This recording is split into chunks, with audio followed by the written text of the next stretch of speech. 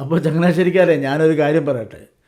നമ്മുടെ job Michael MLA കഴിഞ്ഞ ദിവസം ഫേസ്ബുക്ക് പോസ്റ്റിലെ ഒരു പോസ്റ്റ് ഇട്ടിരുന്നു. നിങ്ങളാരെങ്കിലും കണ്ടായിരുന്നോ?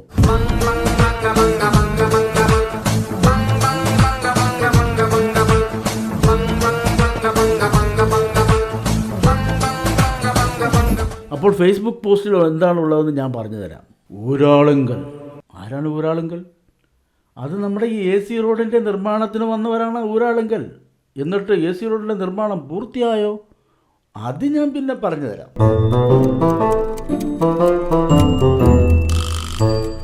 അപ്പോൾ നമ്മുടെ ജോബ് മൈക്കിൾ MLA എന്താണ് പറയുന്നത് വെച്ചാൽ, ഒരുപാട് വർഷങ്ങളായി KSRTC കെട്ടിടം പുതുക്കിപ്പണിയാൻ ശ്രമിച്ചെങ്കിലും ഒന്നും നടക്കാത്ത അവസരത്തിലാണ് 2021 അദ്ദേഹം MLA ആയി വരികയും അന്ന് വരെ MLAയുടെ പ്രാദേശിക വികസന പദ്ധതി ലാപ്സായി കിടന്ന ഫണ്ടുകൾ ഒരു പ്രൊജക്റ്റാക്കുന്നത് ബാലികേറാമലയായിരുന്നു.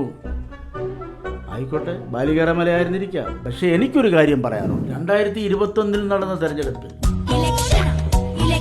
ചങ്ങനാശ്ശേരിയുടെ MLA ആയി വന്ന നമ്മുടെ പ്രിയപ്പെട്ട job Michael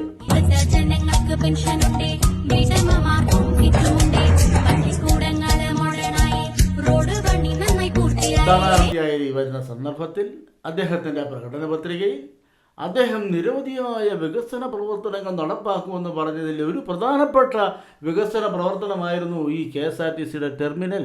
Changanassery bus stand നമുക്ക് ആധുനിക രീതിയിൽ അതിന്റെ നിർമ്മാണം നടത്തണം. ഇപ്പൊ അവിടെയുള്ള പഴയ കെട്ടിടം അത് ഇടിഞ്ഞ് പൊളിഞ്ഞ് ഇപ്പം താഴെ വീഴുമെന്ന് പറയുന്ന അവസ്ഥയിലാണ്. അപ്പൊ ആ പഴയ കെട്ടിടം പൊളിച്ചു മാറ്റിക്കൊണ്ട് അവിടെ നല്ല രീതിയിൽ KSRTC ബസ് വന്ന് പോകുവാൻ തക്ക രീതിയിലുള്ള ഒരു ബസ് വേ ആക്കിക്കൊണ്ട് KSRTC ബസ് സ്റ്റാൻഡിന്റെ ഒരു പരിധിവരെയുള്ള പ്രവർത്തനം ചങ്ങനാശ്ശേരി റെയിൽവേ സ്റ്റേഷൻ അടുത്തേക്ക് മാറ്റിക്കൊണ്ട് റെയിൽവേയും KSRTCയും ഒരു സ്ഥലത്തേക്ക് ജോയിന്റ് ആക്കിക്കൊണ്ടുള്ള ഒരു പുത്തൻ പരിഷ്കരണത്തിന് നമ്മൾ തയ്യാറാകണം. ഈ ടെർമിനലിന്റെ നിർമ്മാണം ആരംഭിക്കാൻ ഇപ്പോൾ 3.5 വർഷം വേണ്ടി വന്നിരിക്കുകയാണ്. ഇനിയും 1 വർഷം കൂടെ വേണമെന്നാണ് പറയുന്നത്. എന്ന് പറഞ്ഞാൽ അടുത്ത നിയമസഭാ തെരഞ്ഞെടുപ്പിന് മുമ്പേ ഈ നിർമ്മാണം പൂർത്തിയാകൂ എന്നുറപ്പല്ലേ?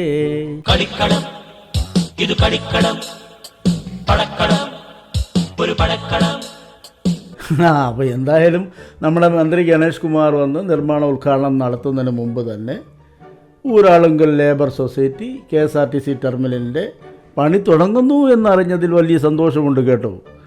ചങ്ങനാശ്ശേരിക്കാരെ, കരിയുന്ന കുഞ്ഞിനെ പാലുള്ളൂ.